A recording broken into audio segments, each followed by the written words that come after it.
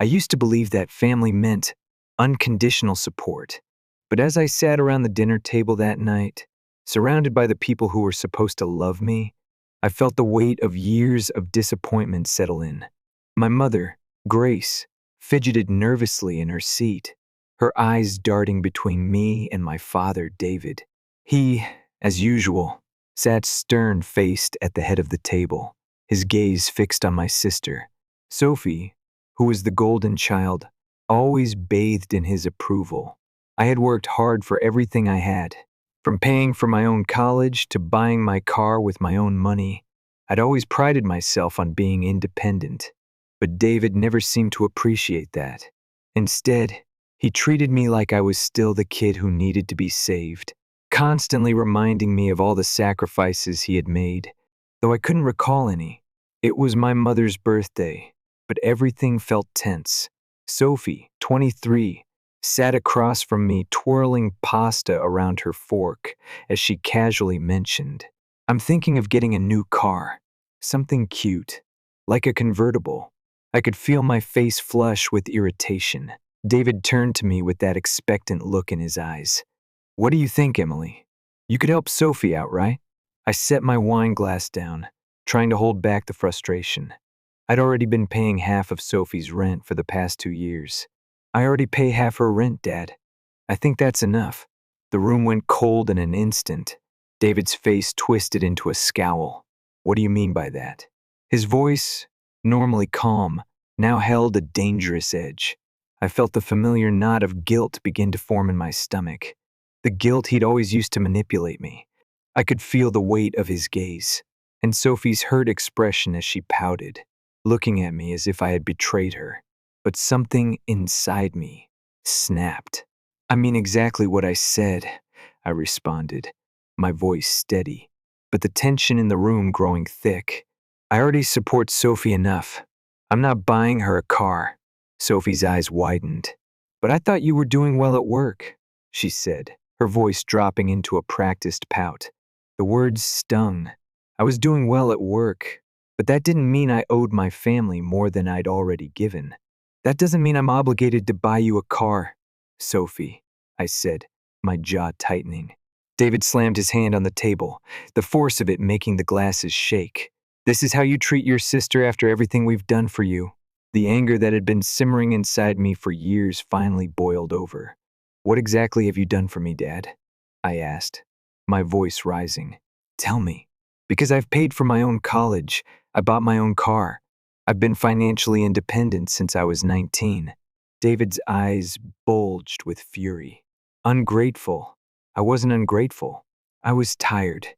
Tired of being expected to sacrifice for a family that only saw me as a resource. No, I'm not ungrateful," I said, my voice cold. "I'm tired of being treated like the family ATM." Sophie's face crumpled as David shouted, "She's always been better than you. You always were the disappointment." The words felt like a slap in the face, but at that moment, I realized I'd had enough. I stood up, my chair scraping against the floor. "If she's so much better than me, I guess she doesn't need my help anymore." David's face went pale as I grabbed my jacket.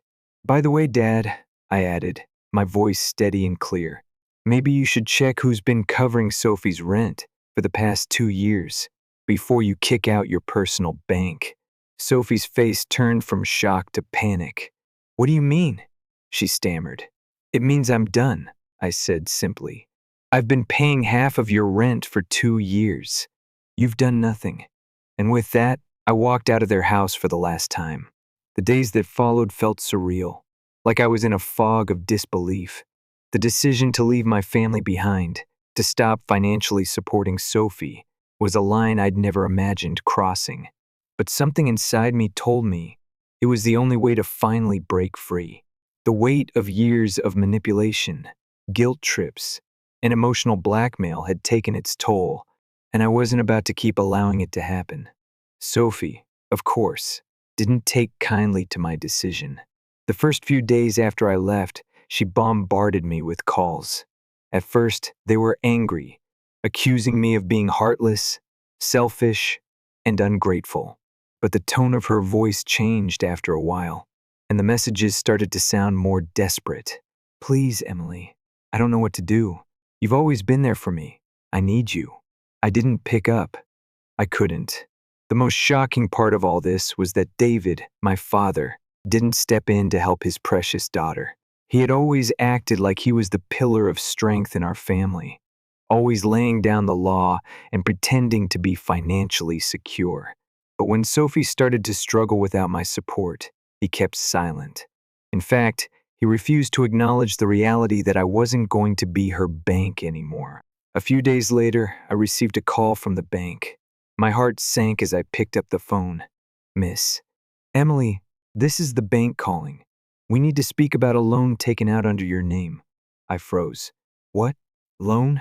Turns out David had somehow managed to take out a title loan against my car that I had paid off years ago, the one I had worked so hard for, the one that had been in my name for years.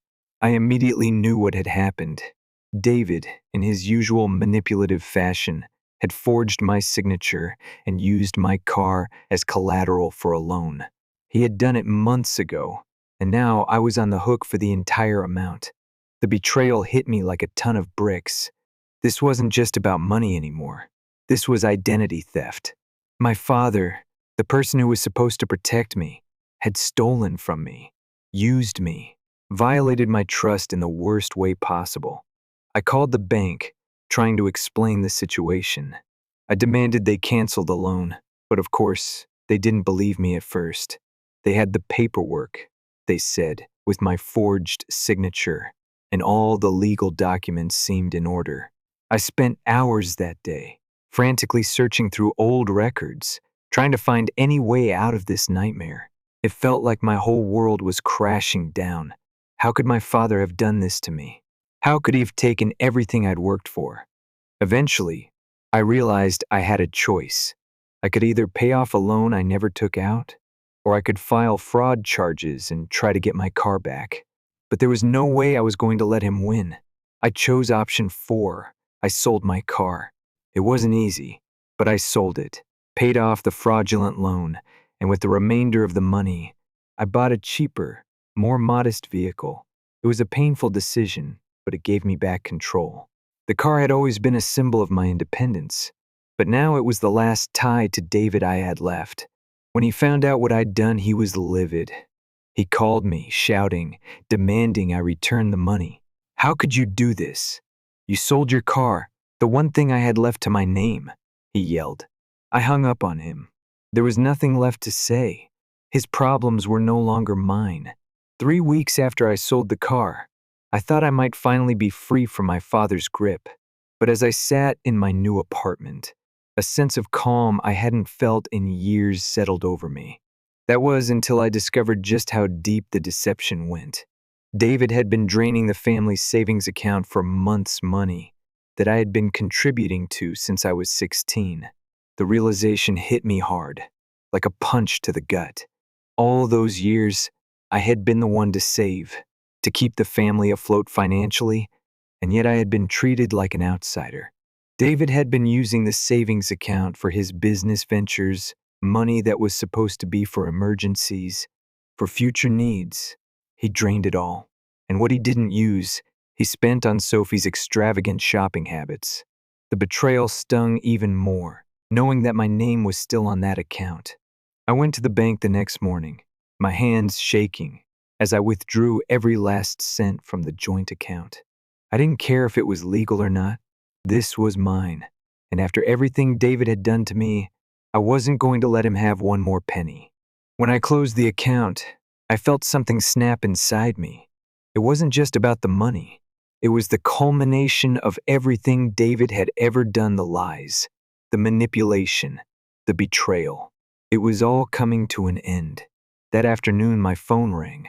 I saw David's name flash across the screen, but I let it go to voicemail. I didn't want to hear his excuses, his anger. I didn't want to listen to him tell me how I was destroying the family. I had already heard it all too many times. I checked the voicemail. "What the hell do you think you're doing?" David shouted, his voice dripping with fury. "That money was meant for the family. You can't just take it all. You've ruined everything. My heart raced, but it wasn't from fear. It was from clarity. He wasn't upset about the money, it was about losing control. He couldn't stand the idea that I had finally broken free, that I was no longer under his thumb. I blocked his number. I blocked Sophie's number too. They weren't going to manipulate me anymore. The next day I came home from work to find my apartment door ajar. My stomach dropped as I stepped inside, a cold chill running down my spine. I immediately noticed that something was off. The place felt wrong, violated. My television was gone. My laptop was missing. My grandfather's watch, the one he had left me, was nowhere to be found. David had stolen from me again. I couldn't believe it. After everything, he had the audacity to break into my apartment and take my things. Sophie, of course, was nowhere to be found. She was probably at home, enjoying her new clothes and weekend getaways, while I was left to pick up the pieces of the mess David had made. I called the police, my hands trembling as I tried to explain what had happened. The officer who took the call was sympathetic, but the process was slow. It felt like everything was happening in slow motion, the anger and betrayal swirling inside me. The police found my electronics at a pawn shop across town. The pawn shop owner remembered David clearly. He had signed for the items, the same signature that I had seen on the forged loan documents. When I confronted David about the theft, he was unrepentant. He didn't apologize. Instead, he accused me of overreacting, of making a scene. "It's just stuff, Emily. You're making this into something it's not." I couldn't believe what I was hearing. He had stolen from me again, and he was trying to downplay it. It wasn't just stuff. It was my life, my memories, the few things I had left that were meaningful. But he didn't see it that way. To him, it was just another thing he could take. That was the moment I realized I would never get justice from him. There would be no apology, no reconciliation. There would be no acknowledgement of what he had done to me. And I was done waiting for it. 3 days later, I received a letter in the mail that shook me to my core. It was an official-looking document from the bank, a notice of repossession for my car, the car I had sold, the car that had been mine, paid off with my own hard-earned money. I was stunned. David had taken out yet another loan against the car. Somehow, he had convinced the bank that I still owned it, even after I had sold it and paid off the fraudulent loan he had taken out. This was it. This was the last straw. I called the bank immediately, my voice shaking with anger. I explained that I had sold the car months ago, that I was not responsible for the loan, but they insisted that the paperwork was in order. The loan was in my name, and the bank had no choice but to repossess the vehicle if the loan wasn't paid. I didn't know what to do. I was trapped in a legal nightmare. On one hand, I could pay off the loan again, even though I had already done so. On the other, I could go to court, accuse David of fraud, and potentially destroy what little was left of my relationship with my family. I felt cornered, suffocated by the weight of everything that had happened. But in the end, I made a choice. I sold the car David had stolen from me in the first place. It wasn't the easiest decision, but it was the only one I could make. And when I sold the car, one finally felt free. David had no more control over me, and neither did Sophie. I walked away from that part of my life, and I never looked back. The weeks that followed felt like a whirlwind. I moved into a new apartment, one far from the place I used to call home, far from David and Sophie and the toxic web they had spun around me. I could breathe easier now, but there was still a heaviness that I couldn't shake. I had left my family behind, yes, but a part of me still clung to the hope that maybe, just maybe one day they would come to their senses and realize the damage they had done. But that day never came.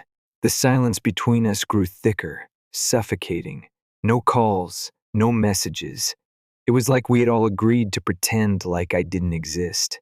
David and Sophie continued with their lives, untouched by the consequences of their actions. While I tried to put mine back together, I began to rebuild in ways I hadn't thought possible. For the first time in years, I focused solely on myself, my career, my finances, and my mental health. I saw a therapist, someone who helped me untangle the mess of guilt, anger, and sadness I had carried for so long. Michael, my old friend who had always been there for me, supported me in ways I never thought a person could. I started to feel a sense of calm that I hadn't known existed. The panic, the constant fear of doing something wrong, of not being enough for my family, it all started to fade. And with that, a quiet but undeniable realization settled in. I had made the right choice. Cutting ties with them wasn't a mistake. It was the only way I could save myself. But even with that clarity, the guilt crept in. It always did. I had spent years trying to meet David's expectations. I had poured my heart, my time, my resources into a family that only saw me as a tool for their own comfort. I had let Sophie treat me like a safety net, like someone who was always there to catch her when she fell, no matter how many times she let me down. And now, I was supposed to just let it all go? Pretend that none of it mattered? Some days, the grief of walking away felt unbearable.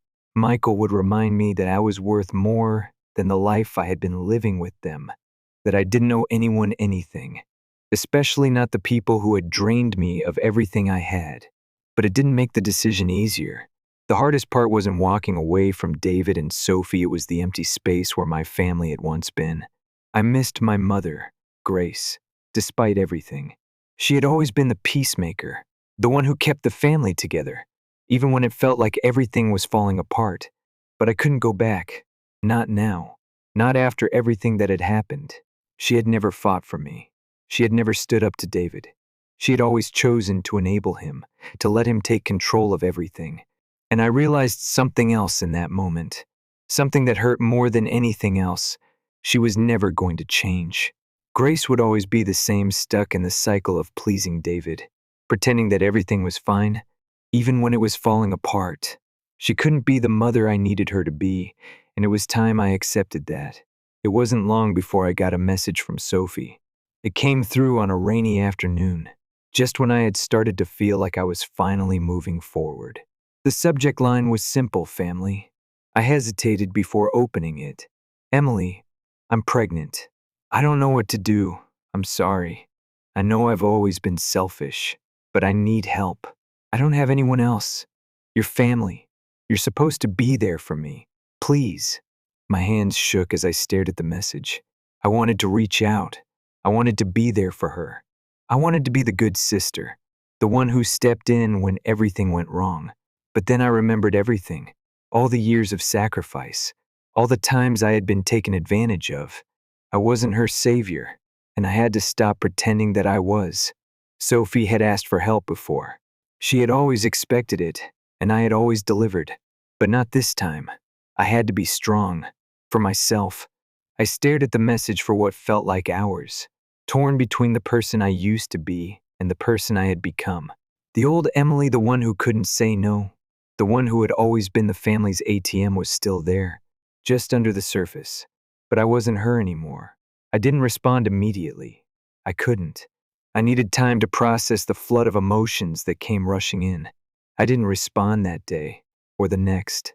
And eventually, I marked the message as spam. I thought about Grace, and the moment we had shared years ago, when she had told me I was selfish for walking away. I thought about the time I had given everything, hoping that one day they would appreciate it, only to be left empty-handed.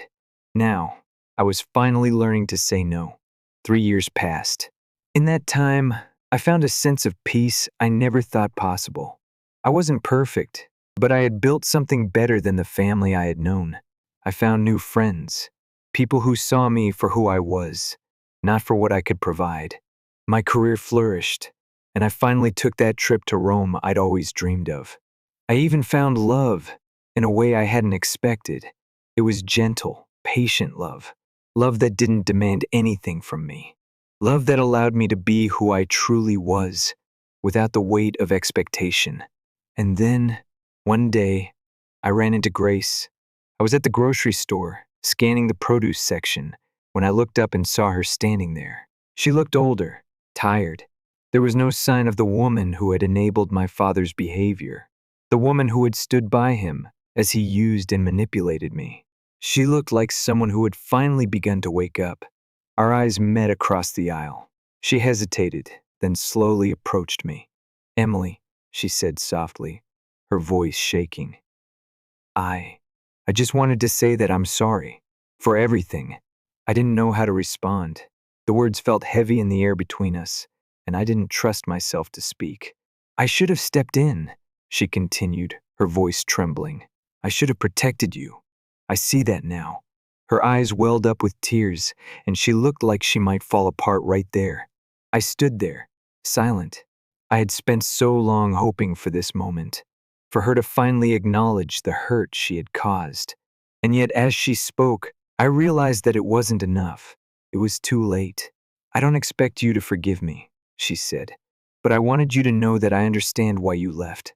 And for the first time, I felt something shift inside me. Not forgiveness, but understanding. Maybe even a little peace. "Thank you," I said, my voice steady. It wasn't an apology. It wasn't reconciliation. It was acceptance. I had accepted that my family wasn't perfect, and that maybe, just maybe, I didn't need them to be. Sophie had named her baby after me. And even though I didn't respond to her message all those years ago, I could still feel the pull of the family I had once known. But this time, I wasn't the one holding on. I let go. 6 months had passed since I ran into Grace at the grocery store. The moment she had apologized, truly apologized, had lingered in my mind. There was a strange peace that came with her admission, a peace I hadn't expected. But the truth was, the damage had already been done. David was still the same. Sophie was still the same.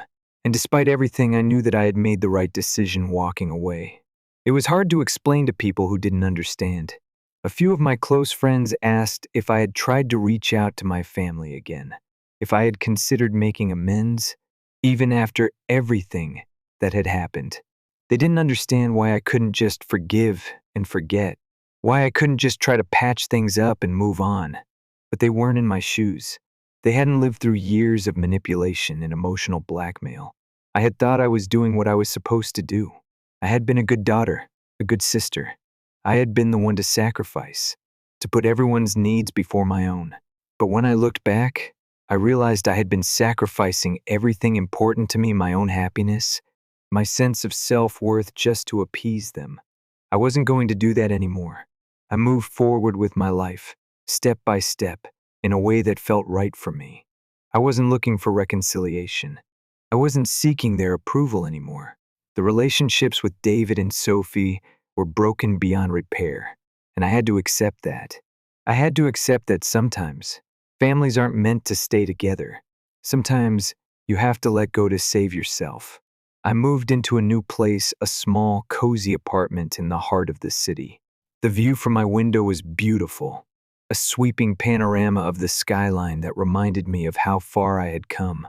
It felt like a new beginning, a fresh start. I started exploring hobbies I'd long abandoned, traveling more, doing things just for me. I took that trip to Rome I had been dreaming of for years.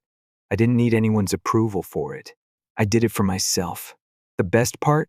I didn't feel guilty about it.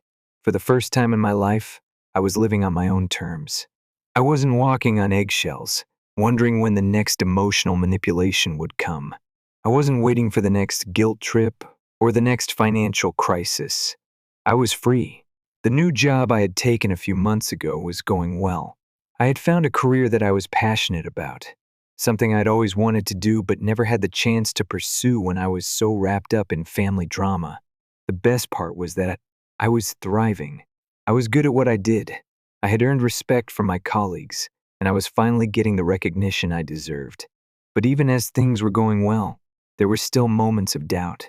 Every time I heard a story about family reunions or holiday gatherings, there was a pang of longing.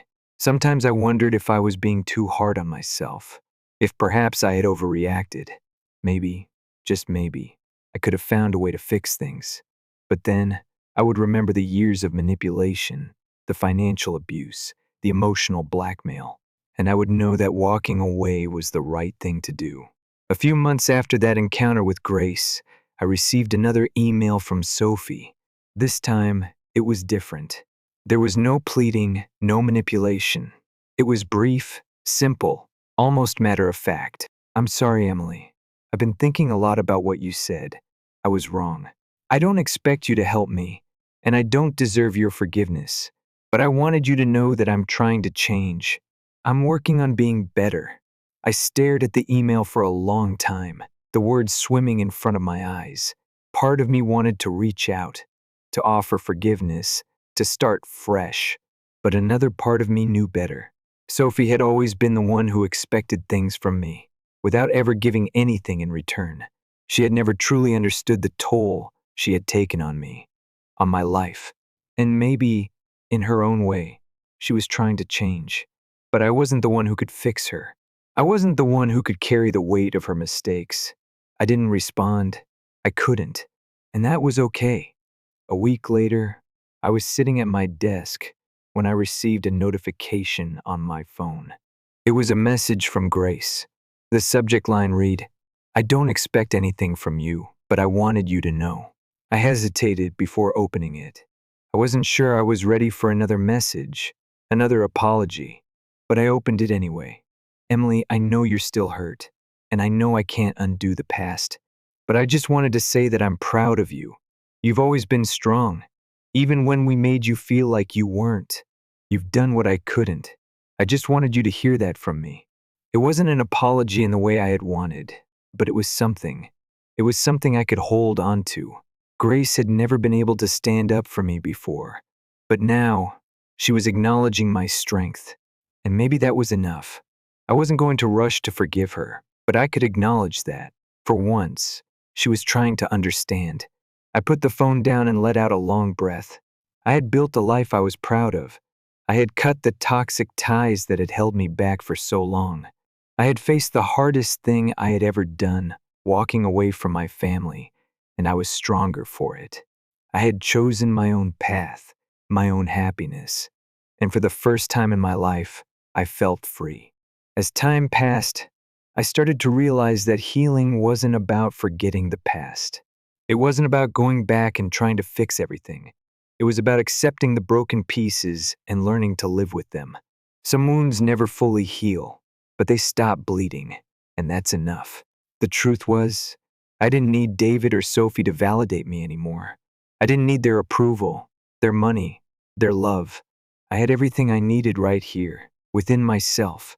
The family I had chosen, Michael, my friends, and the new relationships I was building was the family I needed.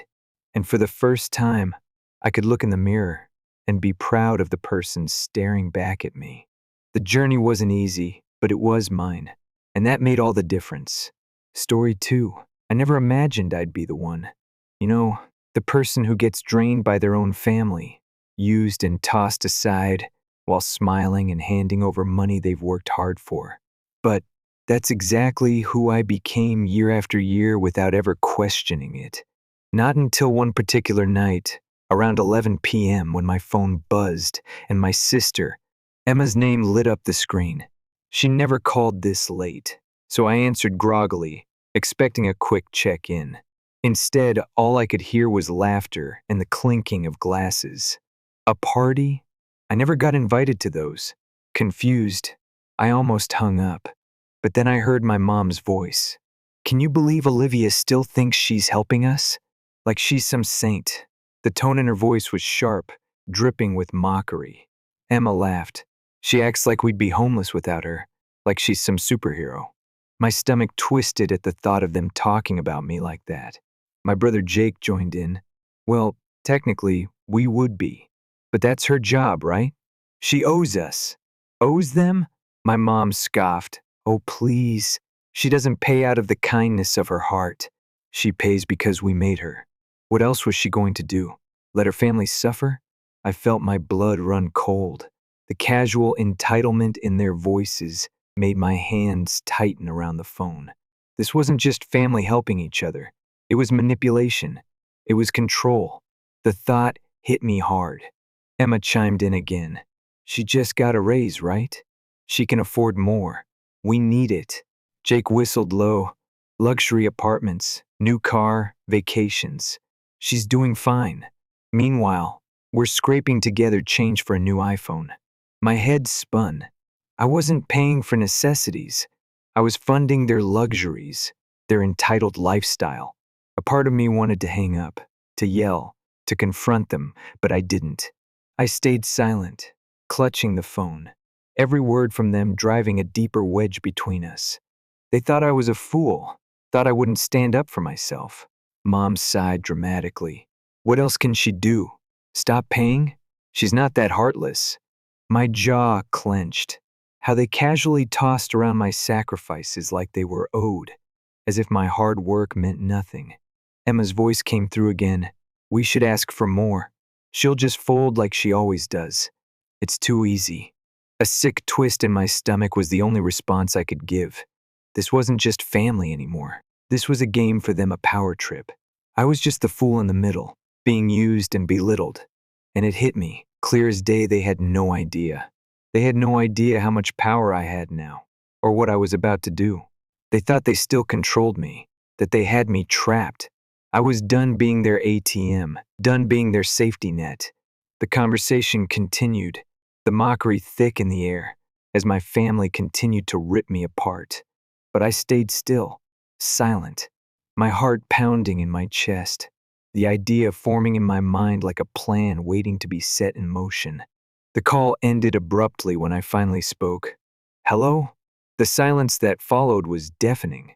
I stared at my phone, the screen now dark, my thumb hovering over the call log. Proof. They knew I heard everything, but they didn't apologize. Not even a fake excuse. Nothing. They just hung up. I took a deep breath, setting the phone down on the table. My mind was racing, but I didn't cry. Not this time. I didn't let the anger consume me. Instead, I began to think, to plan. They thought I was weak. They thought they had me under their control, but I wasn't going to fall for that anymore. The next rent payment was going to be a surprise for them. They'd wake up to an eviction notice instead of my check, and I would watch as their world crumbled around them. I wasn't going to be their doormat any longer, but for now, I had to play the part. I had to let them think everything was fine. They didn't know it yet, but the game was over. The next few days passed with me keeping my distance, playing along, letting them think I was still their ATM. Emma texted me the most, giving me updates on her latest shopping spree or her spa days.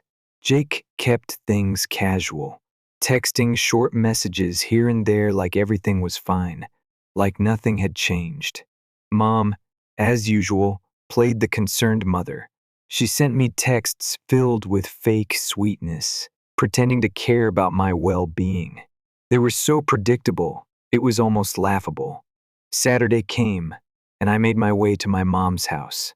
Well, technically, it was the house I'd been paying for all this time. I felt a mix of nerves and anticipation. I wasn't here to fight. Not yet. I just wanted to see how they planned to manipulate me next. I walked in without knocking something they expected. It was part of the routine, part of the act they thought they could keep up with me. The smell of expensive candles and takeout hit me as I stepped inside. Mom was on the couch, wrapped in a blanket, sipping her tea. Emma was lounging on the other side, scrolling on her phone. Jake was at the kitchen counter, munching on something that looked expensive for someone who couldn't afford rent. Mom gave me that warm smile, the one that used to make me feel guilty for even thinking of saying no to them. There you are, sweetheart, she said, her voice soft. We were just talking about you. I smiled back, keeping my tone relaxed. Oh yeah? What about? Well, you know how much we appreciate everything you do for this family, she began, setting down her tea like she was preparing for some serious conversation. You've been such a blessing, helping with rent and all. There it was, the setup. Emma chimed in. Yeah, like we were just talking about how much rent has gone up lately. It's crazy. Jake added, insane. I don't know how anyone is affording it. I pretended to think it over. Oh really? By how much? Mom hesitated for a moment, clearly rehearsing, before answering, a few hundred more a month. Emma immediately jumped in, which you know isn't that bad, but with all the bills, it's just so much. We're barely keeping up. Jake threw in his piece, and we hate to ask, but it was that moment the ask. They expected me to cave, like always. But this time, I wasn't just going to say yes. I leaned back, pretending to weigh it in my mind. I had to let them sweat, let them think they still had me under their thumb. Mom leaned forward, her voice soft, like she was about to make me feel guilty. Sweetheart, we wouldn't ask if we weren't really struggling. I let the silence hang in the air. They were waiting for me to break, to say what they wanted to hear. But instead, I met my mother's gaze and said simply, "Of course." The relief on her face was immediate, almost gasping. Emma and Jake exchanged looks, clearly relieved. But they had no idea that this wasn't over. This was just the beginning. I wasn't going to pay their rent. Not this time. The plan was in motion, and when the rent came due, they would learn the hard way that they couldn't count on me anymore. The days that followed felt like a long, drawn-out game. I kept my cool, answering their texts and playing the part of the doting sister, the one who still cared, still believed they were my family. But behind the smiles, behind the fake casual conversations, my mind was busy, planning every detail. I knew what was coming. They didn't. Emma kept up the small talk. Her life updates were always filled with things like new shopping hauls, spa days, and trips. She texted like everything was normal, like she had no idea the whole dynamic between us was about to change forever. Jake didn't reach out as much, but when he did, it was always a subtle check-in, like he was keeping tabs just in case he needed something. Mom, she played her role perfectly. Her texts were filled with fake sweetness, little notes of concern for my well-being. She'd ask how work was going, how I was doing, always signing off with "love you, sweetheart." It used to make me feel guilty, make me feel like maybe I was the one being unreasonable for questioning them. But now, it felt like a mask. They all knew what I was planning, but they weren't going to rush things. Not yet. Saturday rolled around faster than I expected. I had spent the week playing along, answering their messages with polite responses, hiding the tension that was building inside me. I was done, but I had to wait. I couldn't let them know how close I was to pulling the plug. They needed to think they still had control. That's what would make this all the sweeter in the end. When I pulled up to Mom's house that morning, I felt a tight knot in my stomach, a mix of nervous energy and excitement. It wasn't about confrontation. Not yet. I was here to watch, to see how they would try to manipulate me this time. I stepped inside without knocking, like I always did, like they expected. The air was thick with the scent of expensive candles and takeout. Mom was on the couch, wrapped in a pricey-looking blanket, sipping tea. Emma was lounging nearby, scrolling through her phone, her usual carefree demeanor. Jake was at the kitchen counter, eating something that looked way too expensive for someone who supposedly couldn't pay rent. Mom gave me that warm, welcoming smile, the one that used to melt my resolve. "There you are, sweetheart," she said, her voice soft, like we were about to have a heart-to-heart. "We were just talking about you." I smiled back, casual, keeping things light. "Oh, yeah? What about?" She sighed dramatically, setting her tea down. "Well, you know how much we appreciate everything you do for this family. You've been such a blessing, helping with rent all this time." There it was, the same setup, the same play they had always run. Emma jumped in right on cue. "Yeah, with the rent going up, it's been crazy. Can't keep up with it all." Jake added, "It's insane, honestly. We don't know how people are managing." I pretended to think it over, giving them the illusion of consideration. The silence stretched just long enough to make them squirm. Then I tilted my head, feigning concern. "By how much exactly?" Mom hesitated for a second, her eyes darting between Emma and Jake, clearly working out how much she could ask for without looking too greedy. "A few hundred more a month," she said finally, like it was a small number. Emma immediately jumped in. "It's not that much, really. But with all the other bills, groceries, utilities, it's just a lot, you know?" Jake sighed, running a hand through his hair. We hate to ask, but... And there it was. The moment I'd been expecting. They thought they had me cornered. They thought I'd just say yes like always. But this time, I wasn't just going to fold. I leaned back in the chair, looking up like I was really weighing the decision. Let them feel that moment of uncertainty. Let them think they were still in control. Mom leaned forward, her voice turning sweet, almost pleading. Sweetheart, we wouldn't ask if we weren't really struggling. I let the silence hang in the air, just for a beat too long. They were waiting for me to cave, to say the words they'd been hoping to hear. But I didn't. I just looked at them, letting the tension build. Finally, I nodded, a soft smile pulling at my lips. Of course, I said, keeping my tone light, almost relieved. The look on their faces was instant, relief. Emma and Jake both let out little sighs, like they were about to breathe easier. Mom's eyes shone with gratitude, and I could almost see the weight lifting off her shoulders. They thought they won, but they hadn't. It wasn't over. Not by a long shot. I wasn't going to pay the rent. Not this month, and not any other month after that. They had no idea what was coming. They thought I'd fold like I always did, that I'd be their financial crutch. But now? Now I was taking control. The rest of the day went by like any other. They kept up their usual act. Emma texted me, keeping up her little updates about life, about her latest shopping spree, about her new manicure. She was doing exactly what I expected living in her little bubble, acting like I was still the ATM she could rely on. Jake sent a few short texts, mostly asking if I'd heard from Mom. Casual, normal. But I could feel the shift. They didn't know it yet, but their world was about to fall apart. I didn't respond immediately to any of their texts. I had to play it cool. Let them think everything was fine. They still believed I was going to be the one to save them. They had no clue they were running out of time. Sunday rolled around, and I was just waiting for the inevitable. Sure enough, the next morning my phone buzzed again. Mom, asking if I'd had a chance to think about the rent. I didn't even look at the text for a few minutes. I didn't need to rush. They were desperate. I knew it, and they knew it. By the time they finally called again, I had made up my mind. I wasn't going to be their backup anymore. When the rent was due, I wasn't the one who would be bailing them out. Instead, I would be watching from the sidelines, ready to see how they would handle life without their little safety net.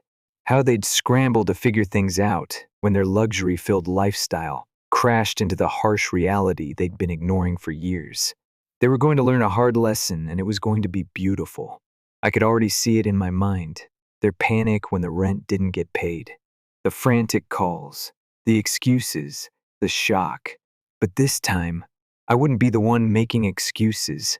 I wouldn't be the one backing down. And when they finally realized what I had done, the relief in their eyes, it would be gone.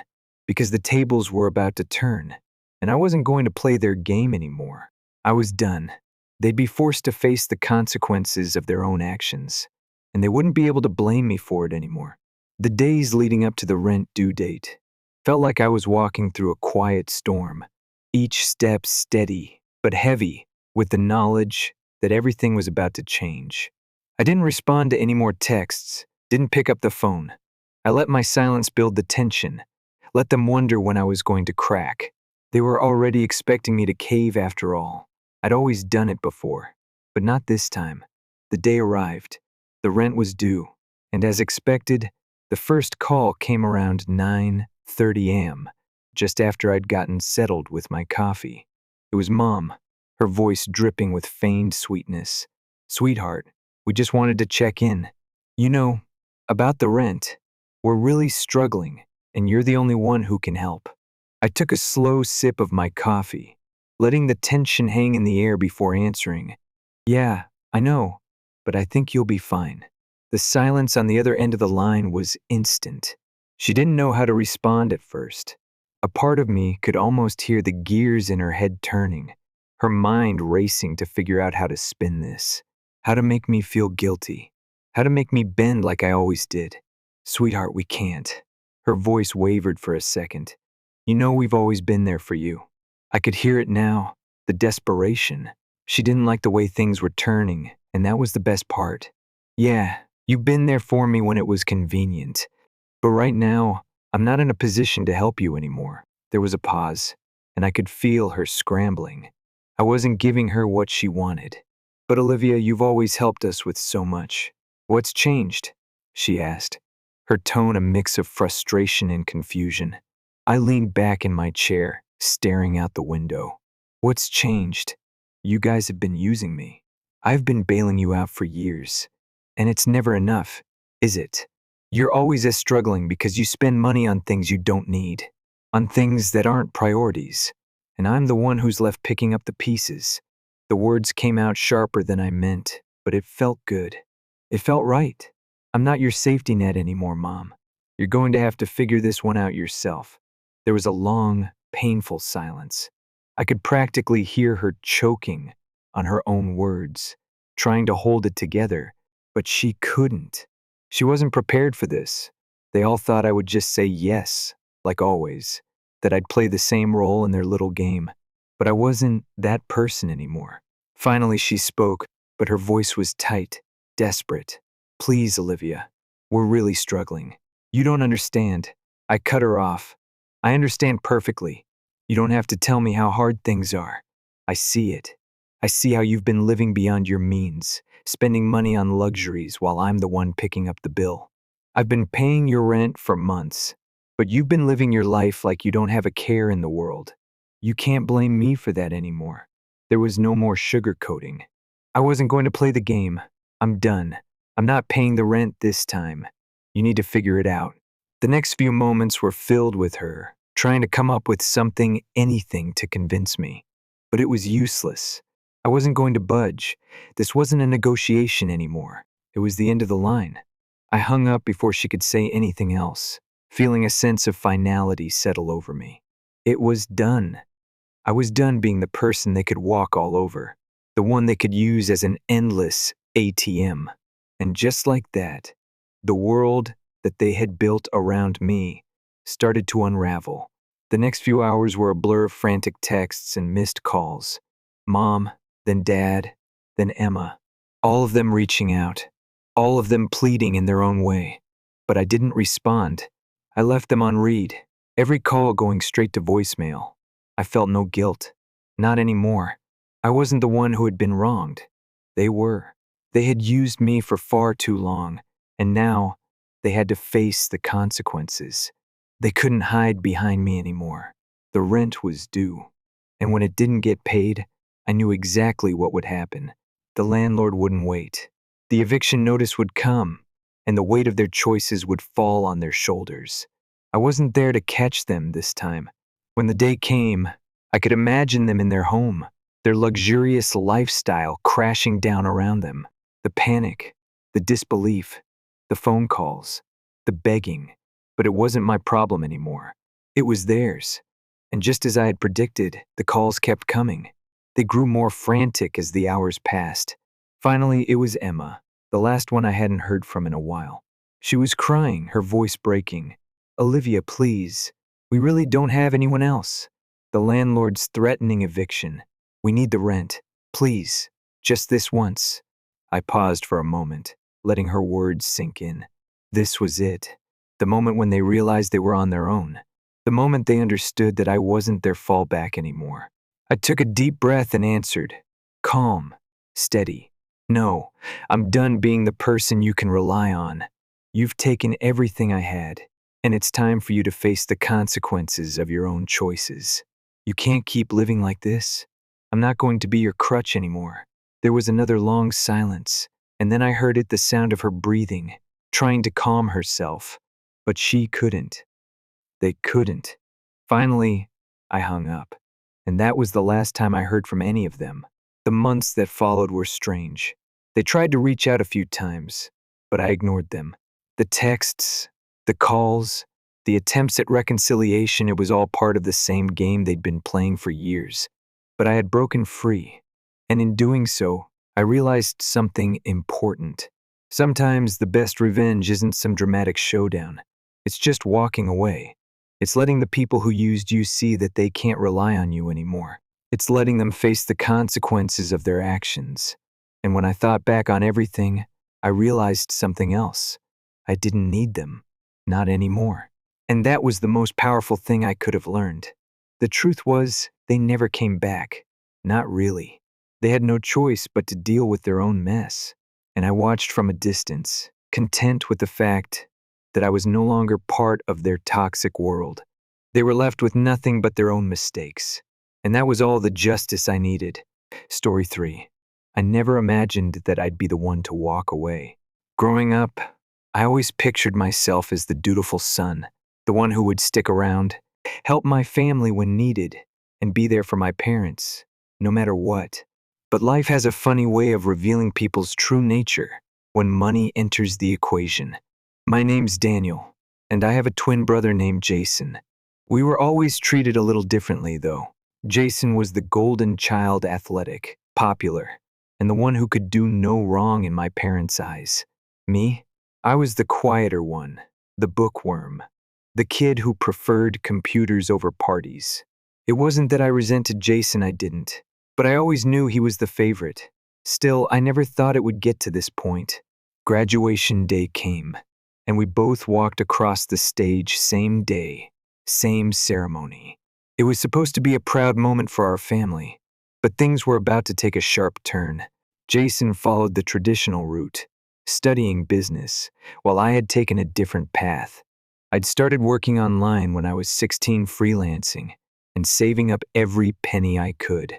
By the time graduation came, I had a decent amount saved up, not enough to make me rich, but enough to live comfortably.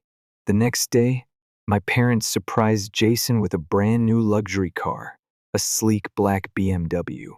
He was ecstatic, jumping up and down and hugging them like they had just handed him the keys to a mansion. It was hard not to feel happy for him, but as I stood there watching, I couldn't help but wonder what about me. I didn't expect a car that wasn't my style. A watch, a heartfelt letter, or even just a "we're proud of you" would have been enough. But when my dad handed me an envelope, something inside me twisted. The pit in my stomach grew as I opened it. Inside was a bill, an itemized list of amounts and totals. I stared at it, confused. What was this? Mom smiled. The kind of smile people give when they think they've done something wonderful. It's only fair, Daniel. You've been working for years. You've saved up so much. It's time for you to help out the family. My dad nodded. Jason doesn't have anything saved up. He'll need help getting started in life. But you, well, you're responsible. You've got money, so this is just a small way for you to contribute. My blood went cold. They weren't giving me a gift. They were giving me their debt. They expected me to pay for them while they gave Jason a luxury car. And they thought this was fair? I looked at Jason, hoping for some sign of guilt. Hey, this isn't right. But instead, he just shrugged and said, "Come on, man. You always say you don't care about money." That was when I made my decision. I folded the paper, slipped it back into the envelope, and said, "Thank you for this." "It's a real eye-opener," Mom beamed. "I knew you'd understand." I didn't argue. I didn't yell. I just packed my bags and walked out. They didn't stop me, not at first anyway. I don't think they even fully understood what I was doing, but they would soon. 2 weeks later, the calls began. First from my parents, then from Jason, then from my aunt. The voicemails piled up, each one more desperate than the last. At first, they were casual. "Hey, Daniel, just checking in. Call us back." Then it got more insistent. "Why aren't you answering? We need to talk." And finally, desperation. "Please, Daniel. We didn't mean it like that. Just call us back." But I didn't respond. I wasn't going to let them pretend nothing had happened. For the first time in my life, I was putting myself first. The first week after I left, I stayed at a cheap Airbnb in another city. I didn't know exactly what I wanted to do yet, but I knew I wasn't going back. I had enough savings to figure things out, but my parents, they weren't so lucky. By the second week, Jason started calling. At first, it was all bravado, "Dude, stop being dramatic. Just come back already." I blocked his number. Then my mom switched tactics. "Daniel, sweetheart, we're struggling. You know we've always supported you. Can't you help us out a little?" That was rich, coming from the woman who had handed me a bill instead of a congratulatory gift. A few days later, I got an email from my dad. The subject line read, "Please read this." I hesitated, but curiosity got the best of me. "Daniel, we're in trouble. We took out some loans we can't pay back. We thought we could handle it, but things are getting worse. Jason doesn't have the means to help us. We thought you wouldn't mind. You've always been so independent, so responsible. We misjudged the situation, and for that, we're sorry. But we need you. Please, at least call us back." I stared at the email for a long time. It was the first time they'd even come close to admitting they were wrong, but it still wasn't an apology, not really. They weren't sorry for how they'd treated me. They were sorry because their perfect golden boy couldn't save them from their own mess. For years, I'd watched them prioritize Jason, give him everything he wanted, make excuses for him while I was expected to be the responsible one. And now, when their choices caught up to them, who did they turn to? Me. Because Jason, the son they'd spent years favoring, wasn't capable of helping them. I closed the email without responding. Then, a few days later, I got a call from my aunt. For the first time, I hesitated before ignoring it. I stared at my phone, wondering what she could possibly want. But I decided to pick up. "Daniel?" Her voice was soft, almost pleading. "Can we talk for a minute?" I sighed. "About what?" "About your parents. They're worried about you."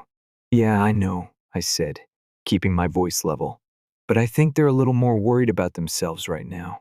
There was a long pause before she spoke again, her voice shaking. "Please, don't be like this.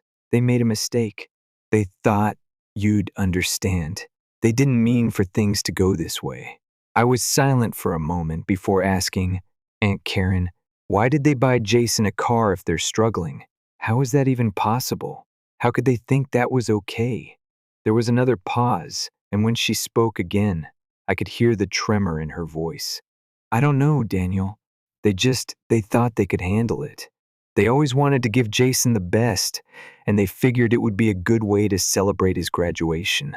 They never imagined you'd leave over it." I let her words sink in, but they didn't change anything. My parents had always put Jason first, given him whatever he wanted, and now they had crossed a line I couldn't ignore. "And what about me?" I asked, my voice tight. "What did I get for graduating, huh?" A bill for their debt."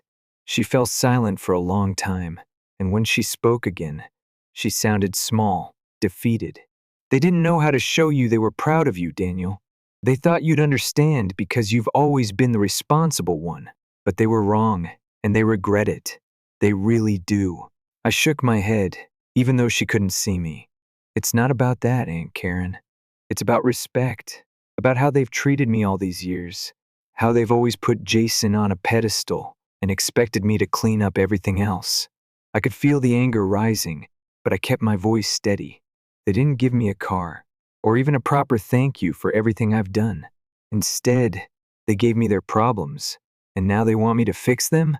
There was silence on the other end of the line, and I could almost feel her weighing my words. Finally, she spoke. "I think they're starting to realize they messed up. They just don't know how to fix it. Please, Daniel, come home. Let them make it up to you." I wasn't sure if I could, but something inside me softened just a little.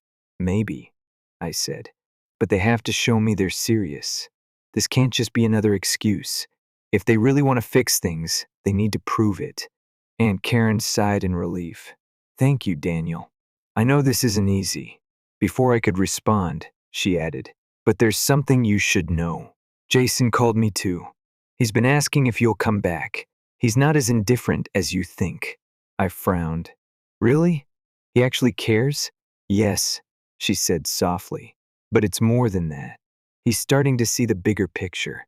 He's starting to realize how much you've done for the family and how much he's taken for granted." I didn't know what to think. Jason, the golden boy, finally realizing his actions. It sounded too good to be true, but maybe, just maybe, things could change. The days after my conversation with Aunt Karen were filled with uncertainty. I didn't know what I was waiting for, maybe some sign, some real effort on their part to make things right. but nothing came. And that's when I realized if they wanted me back, they had to show me. Words were empty, and apologies didn't mean much when you've been hurt for so long. I stayed at that Airbnb for another week, trying to process everything, trying to decide what to do next. I wasn't used to being alone. I had always been the reliable one, the one who held everything together. But now, I was the one who needed to figure things out. I wasn't going back to the family dynamic I had left behind. The calls from my family kept coming, though. Each one felt more frantic than the last, but I stayed strong. I wasn't going to let them manipulate me into thinking things would magically change, just because they were now feeling the consequences of their actions. It was a Wednesday afternoon when my phone buzzed again. Unknown number. I almost ignored it, but then I remembered Aunt Karen's words. Jason was trying to reach out. With a deep breath, I answered, "Hello? Daniel?" His voice was quieter than usual, shaky almost. "It's Jason." I didn't know how to feel. We hadn't talked since I left. I had blocked him, and now here he was calling, pleading. I could hear it in his tone. "Yeah, I'm here. What's up?" There was a long pause on the other end, and I could tell he was struggling to find the right words. "Daniel, I don't know where to start. Things got worse. Mom and Dad, they didn't listen to me. They thought they could handle it on their own. But," Jason's voice cracked a little, "they had to sell the BMW. They couldn't keep up with the payments anymore. It's gone. It's all gone." I froze.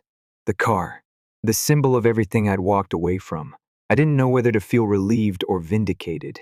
They had put all their hopes in Jason. They had handed him a shiny new car, a reward for doing everything the right way, while I was left holding the bag of their debt. And now they were paying the price.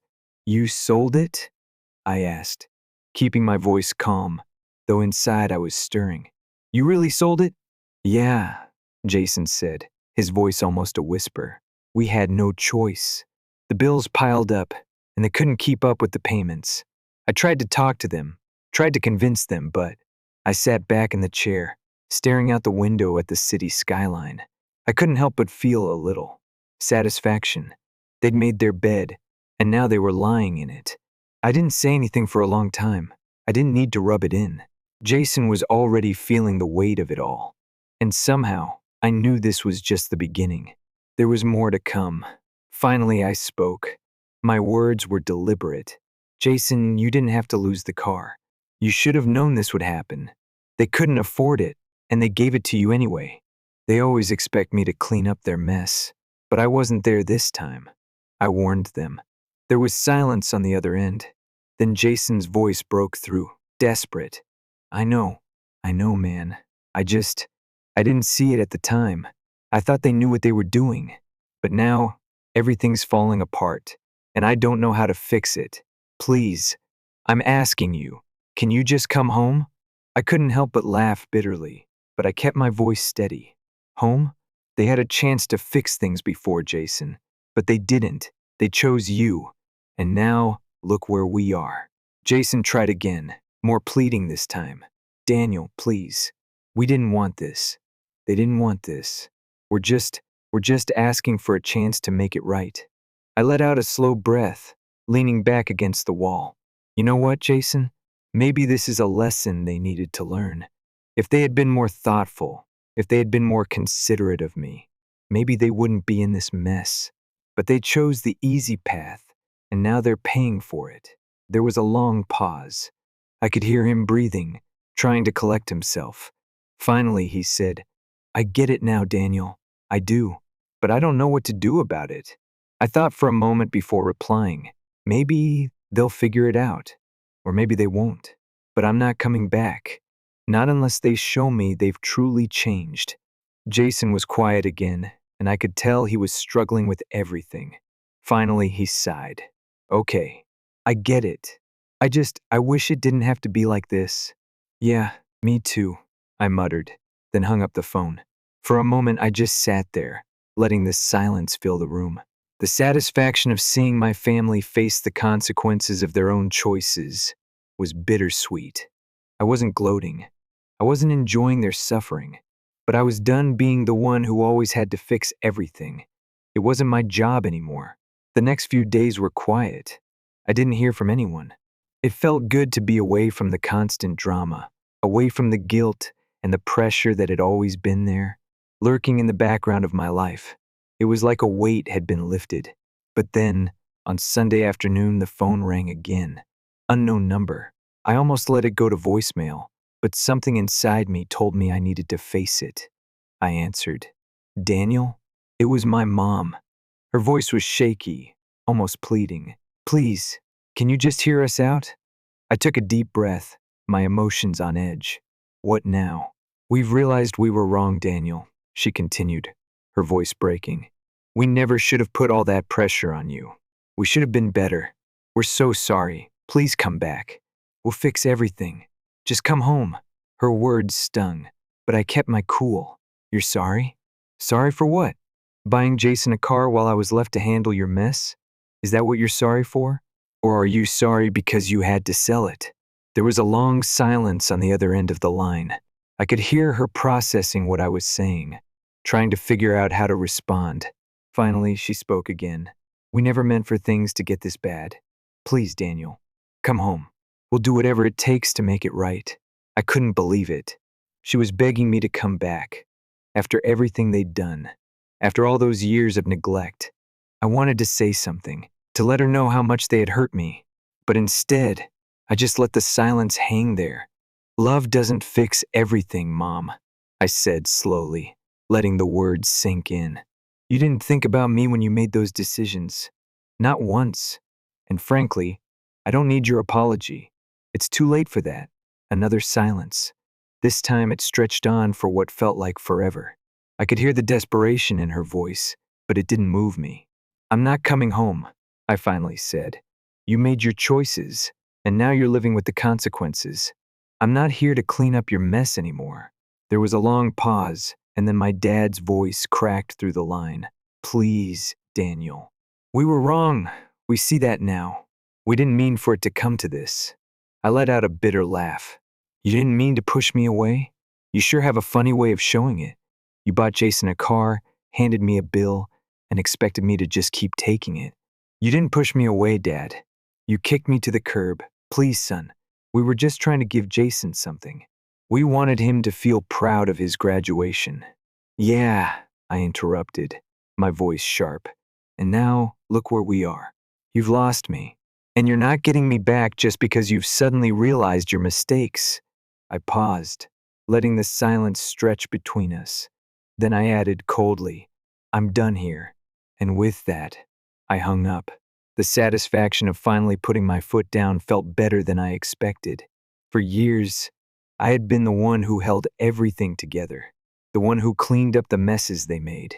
But now they were on their own. And for the first time, I felt free. I didn't know what the future held, but I knew one thing for sure. I wasn't going back to that life. Not now. Not ever. The days turned into weeks, and the silence from my family was almost deafening. I didn't hear from them at all. The phone calls stopped. The messages stopped. It was like they had just given up. Part of me expected more last-ditch effort to get me to come back, to pretend like nothing had happened. But nothing came. And after a while, I started to realize that maybe they had finally understood the weight of what they had done. Or maybe they were just too ashamed to face me. Either way, I wasn't going back. I kept to myself in that Airbnb, focusing on my work. It wasn't glamorous, but it was mine. I had built something for myself, and for the first time, I felt like I was in control of my life. I didn't have to worry about being the responsible one anymore. I didn't have to carry their weight on my shoulders. I was free. And then, just when I thought I could finally put everything behind me, the unexpected happened. It was a Saturday afternoon when a package arrived at my door. It wasn't big, just a small envelope, the kind that usually holds a letter. My first thought was that it was some sort of mistake. Maybe a bill, maybe something from work. I almost didn't open it, but something made me curious. I tore the envelope open and pulled out a handwritten letter. I recognized the handwriting instantly. It was from my mom. I sat down slowly as I read it. Daniel, We don't expect you to forgive us. We know we hurt you. And we've realized that we lost something far more important than a car or a gift. Something we could never afford to give you.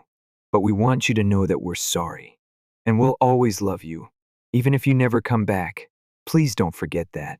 I read it twice, my mind racing. Part of me wanted to throw it away, to reject it completely.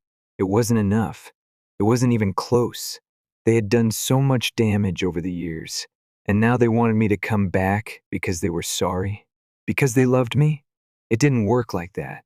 Love didn't fix years of neglect and favoritism. I crumpled the letter in my hand, my frustration bubbling up again. But even as I felt anger stir inside me, I knew what needed to be done. I wasn't going to be swayed by their half-hearted apology. Not this time.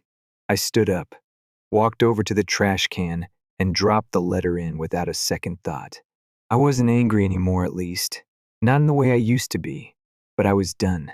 I wasn't going to be their backup plan. I wasn't going to be their scapegoat. I was done being the one they always counted on when they made bad decisions. After I tossed the letter, I felt empty. Not in a sad way, but in a way that meant I was finally moving on. For so long, I'd been tied to them, tied to their mistakes, to their expectations, to their failures. But now I was free. The next few days were quiet. Jason tried texting me, a few apologies scattered here and there, but I ignored them. He had chosen his side. He could deal with the consequences. I wasn't going to clean up their mess anymore. Then, a few weeks later, something unexpected happened again. Jason called. This time, I didn't block his number. I let it ring, and when I answered, his voice sounded different. He didn't sound like the bratty little brother who always had everything handed to him. He sounded tired. "Daniel," he said quietly, "I just wanted to apologize for everything. I've been thinking about it a lot, and I know I've taken you for granted. You were always there, doing everything for everyone, and I didn't see it. I didn't appreciate you, and for that, I'm sorry. I didn't know how to respond at first. Part of me wanted to say something harsh, something cutting, but as I listened to his voice, I realized he was sincere. He was finally getting it. It's not just about the car, Jason," I said, my voice steady. "It's about respect, about how they treated me all these years, how they always put you first, and I always had to be the one to clean up their mess. It's not just one thing, it's everything."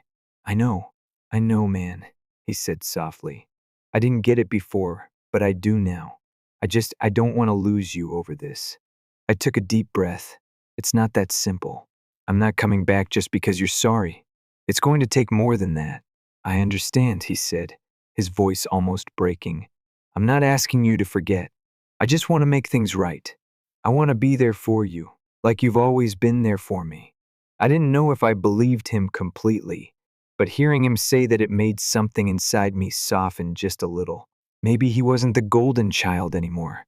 Maybe he had finally grown up. "I don't know what the future holds, Jason," I said, my voice quiet. "But I think we both need some time. We need to figure out who we are without all the baggage." "I get it," he replied. "I do. I'll give you space. But just know I'm here, whenever you're ready." And with that, he hung up. It was the most mature conversation we'd ever had. For the first time, I felt like maybe, just maybe, things could change. I didn't know if I was ready to forgive them completely, probably not. At least, not yet. But hearing Jason apologize, hearing him take responsibility for once, made me realize that maybe there was hope for all of us. The next few months passed, and I continued to build my life. I focused on my work, my personal growth. I stopped checking in on them. I didn't need to. I was living for me now. And then, out of nowhere, I got a text from my mom. "We miss you. We don't expect things to go back to how they were, but we just wanted you to know we're proud of you. And we love you. Always." I stared at the message for a long time. It wasn't much. It wasn't an apology, not really. But it was something. I didn't respond immediately. Instead, I took a deep breath and put the phone down. I wasn't ready to forgive them yet, but I didn't need to. I had my own life now. I had my own peace, and maybe that was enough.